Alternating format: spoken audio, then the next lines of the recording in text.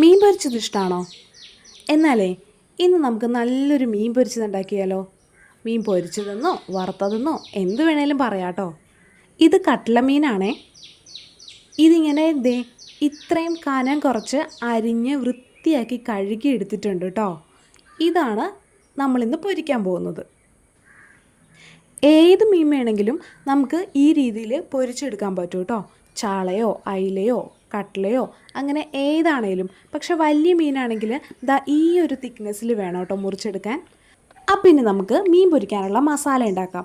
അതിനുവേണ്ടി ഞാനിവിടെ ഒരു 2 ടേബിൾ സ്പൂൺ കാശ്മീരി മുളക് പൊടിയും 1/2 ടീസ്പൂൺ മഞ്ഞൾപ്പൊടി, 1/2 ടീസ്പൂൺ കുരുമുളക് പൊടി, കുറച്ച് ഇഞ്ചിയും വെളുത്തുള്ളിയും ചതച്ചതും, പിന്നെ കുറച്ച് ഉപ്പും, അതിലേക്ക് 1 ടേബിൾ സ്പൂൺ വിനാഗിരിയും കൂടെ ചേർത്ത് കൊടുക്കുന്നുണ്ട് കേട്ടോ. ഇനി ഇതെല്ലാം കൂടെ നല്ലതുപോലെ മിക്സ് ചെയ്തെടുക്കണം. മസാല കട്ടിയായിട്ട് തോന്നുന്നുണ്ടെങ്കിൽ അതിലേക്ക് കുറച്ച് വെള്ളമോ അല്ലെങ്കിൽ കുറച്ച് വെളിച്ചെണ്ണയോ കൂടെ ചേർത്തിട്ട് മിക്സ് ചെയ്യുകയാണെങ്കിൽ അത്യാവശ്യം ലൂസായി കിട്ടും കേട്ടോ. ഇനി നമുക്ക് ഈ മസാലയെല്ലാം നമ്മുടെ മീനിലേക്ക് നല്ലതുപോലെ തേച്ച് പിടിപ്പിക്കാം. അപ്പോൾ ഇനി ഈ മസാലയൊക്കെ നന്നായിട്ട് മീനിലേക്ക് പിടിക്കാൻ വേണ്ടിയിട്ട് നമുക്കിതൊരു അരമണിക്കൂർ നേരത്തേക്ക് നന്നായിട്ട് അടച്ചിട്ട് ഫ്രിഡ്ജിൽ വെക്കാം കേട്ടോ. ഇനി ഫ്രിഡ്ജിൽ വെക്കാൻ പറ്റിയില്ലെങ്കിൽ പുറത്ത് വെച്ചാലും മതി. ഫ്രിഡ്ജിൽ വെച്ചാൽ കുറച്ചുകൂടെ നല്ലതായിരിക്കും.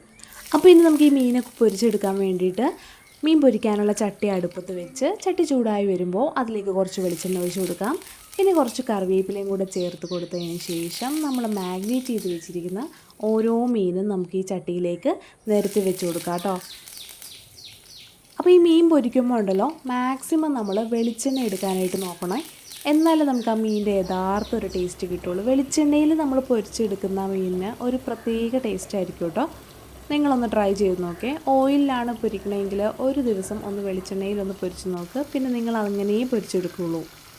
അതുപോലെ തന്നെ എണ്ണ ചൂടായി കഴിയുമ്പോൾ കുറച്ച് കറിവേപ്പിലയും കൂടി ഇട്ടിട്ട് വേണം കേട്ടോ മീൻ പൊരിക്കാൻ വേണ്ടിയിട്ട്. അപ്പം നമ്മൾ ഈ ചേർക്കുന്ന കറിവേപ്പില ഉണ്ടല്ലോ അതിൻ്റെ ഫ്ലേവറൊക്കെ ഈ വെളിച്ചെണ്ണയിലേക്ക് ഇറങ്ങി എന്നിട്ട് നമ്മൾ ആ മീനിടുമ്പോൾ നല്ലതുപോലെ ഈ മീനിലേക്ക് ആ വെളിച്ചെണ്ണയുടെയും കറിവേപ്പിലയുടെയും ഒക്കെ ടേസ്റ്റ് നന്നായിട്ട് ചേരും കേട്ടോ. പിന്നെ ഞാൻ കുറച്ച് കറിവേപ്പില ഈ മീനിൻ്റെ മുകളിൽ കൂടെ വിതറി കൊടുക്കുന്നുണ്ടേ.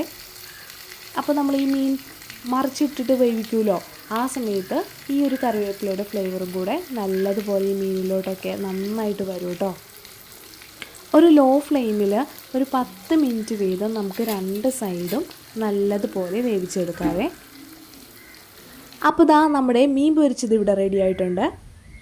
2 സൈഡും നല്ലപോലെ വെന്ത് എന്നാൽ മസാലയൊന്നും ഒരുപാട് കരിഞ്ഞു പോവാതെ നമ്മൾ നല്ല രീതിയിൽ പൊരിച്ചെടുത്തിട്ടുണ്ട് കേട്ടോ. അപ്പോൾ ഇനി അടുത്ത തവണ മീൻ മേടിക്കുമ്പോൾ നിങ്ങൾ ഇതുപോലെ ഒന്ന് മീൻ പൊരിച്ച് നോക്കണം കേട്ടോ. ഏത് മീനാണെങ്കിലും നമുക്ക് ഈ ഒരു രീതിയിൽ പൊരിച്ചെടുക്കാവുന്നതാണേ.